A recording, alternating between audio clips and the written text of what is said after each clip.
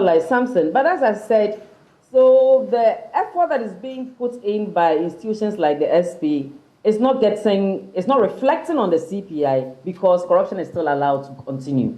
And it's so normalized, so you brought in this thing about the school placement system. And I'm happy with the work that the Fourth Estate did because this is something that we all know about.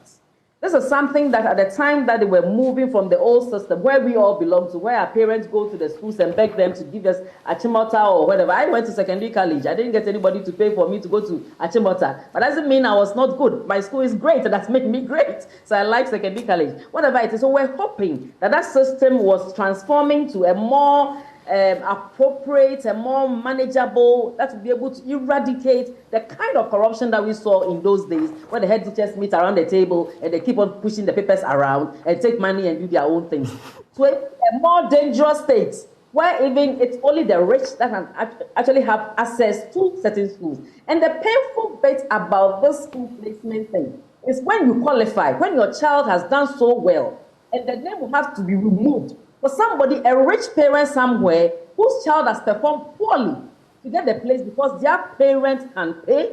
What system are we talking about? So whilst we are talking about the grand corruption, what you're talking about now is the petty, everyday corruption that is people are also normalizing, isn't it? If the parent is ready to go pay, and there is someone with the Ministry of Education or Education Service who are ready to sell the grade.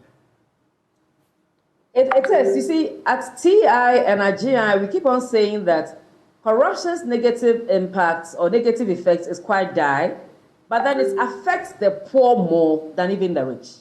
So what is happening is that somebody somewhere in the village somewhere whose child has performed well, and all that person has is the child's intellect. The person has been given, by God's grace, as a child who's very good academically, but cannot get the schools they want because they're rich parents somewhere. And for me, the normalization of corruption, the same Afrobarometer that you made reference to, actually said that by that, people are losing trust in our institutions and in our government. And if you look at the CPI's theme for this year, we're talking about corruption, conflict, and security. And gradually, as people actually lose trust for the state, you know where we are heading towards. So those things are intertwined.